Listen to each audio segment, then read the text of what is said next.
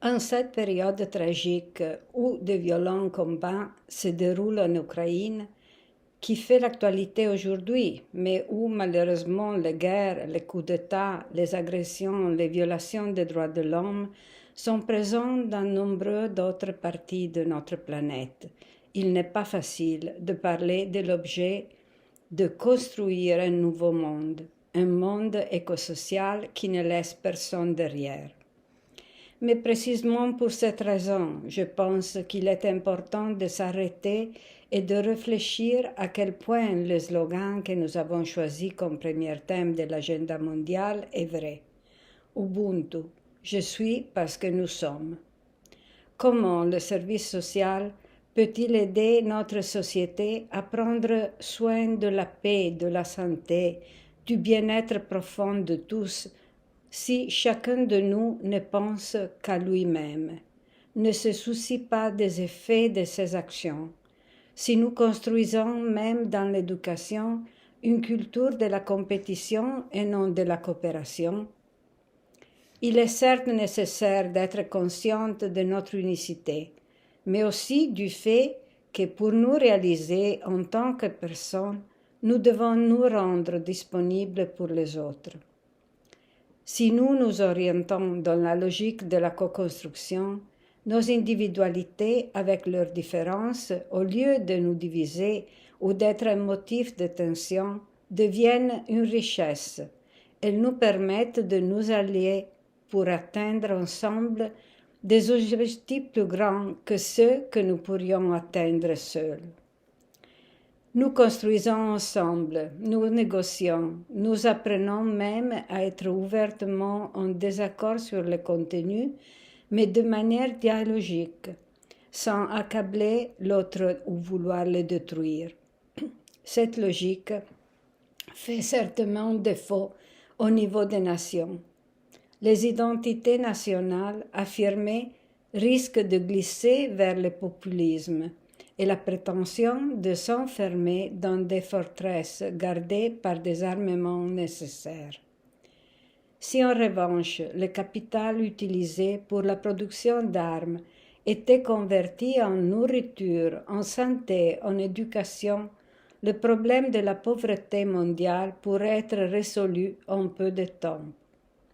À ce égard, nous devons nous rappeler que le processus de réalisation des objectifs de développement durable envisagé par l'ONU pour 2030 avait déjà été ralenti par le Covid et ne trouvera certainement pas dans cette guerre un élan pour s'attaquer aux causes profondes de la pauvreté et aux besoins universels d'un développement fonctionnel pour tous les peuples.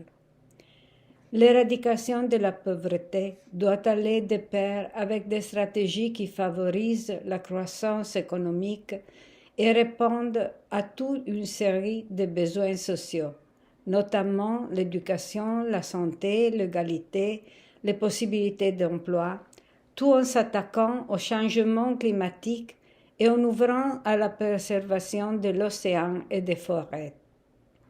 L'inclusivité est au cœur de l'agenda mondial, recherché par les 3 organisations internationales.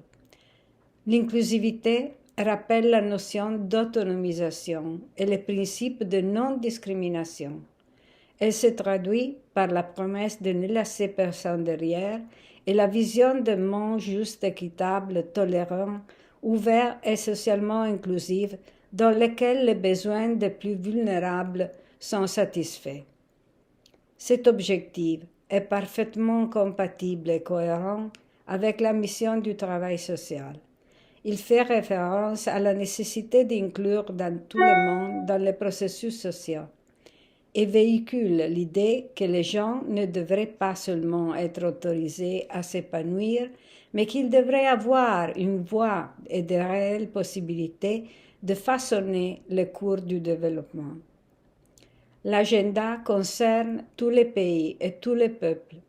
Il s'adresse à tous et son succès dépendra de la participation et de l'engagement actif de tous les acteurs qui, avec les travailleurs sociaux, peuvent jouer un grand rôle dans ce processus pour développer l'innovation dans la conception et la mise en œuvre des politiques afin de repenser les stratégies de développement économique et la manière dont les politiques économiques, sociales et environnementales sont conçues et mises en œuvre. Parallèlement aux politiques qui visent des résultats globaux, l'inclusion et donc le fait de ne laisser personne derrière exige d'identifier et de démanteler les obstacles auxquels se heurtent les groupes défavorisés et vulnérables pour accéder aux ressources, aux services et opportunités, en soutenant les groupes qui sont généralement exclus de ce processus. Pour faire avancer ce projet, il faut que les travailleurs sociaux s'engagent fermement dans la pratique politique, le travail en réseau et la création de partenariats avec tous les acteurs sociaux.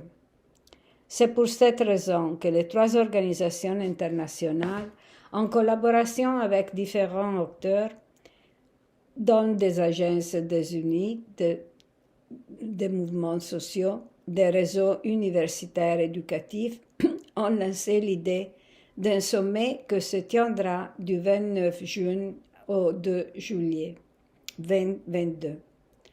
Émergeant de la pandémie et de la crise climatique, le sommet rassemblera des individus et des communautés, ainsi que des organisations mondiales pour co-construire un dialogue basé sur des valeurs partagées au niveau mondial pour un nouveau monde écosocial qui ne laisse personne de derrière. Le sommet offrira un espace ouvert aux individus et aux groupes pour qu'ils apportent leur contribution et fournira une plateforme commune pour élaborer une déclaration des valeurs mondiales pour un nouveau monde écosocial qui sera présentée au Forum politique des hautes niveaux des Nations Unies en juillet 2022 et servira de catalyseur pour de nouvelles actions mondiales. J'invite donc chacun à participer à ces moments en apportant ses réflexions, ses expériences, ses propositions. Tout le monde peut y participer. Les inscriptions sont déjà ouvertes sur le site web newecosocialworld.com. Je vous souhaite une bonne journée mondiale du travail social et nous espérons pouvoir compter sur votre contribution à cet événement. Merci.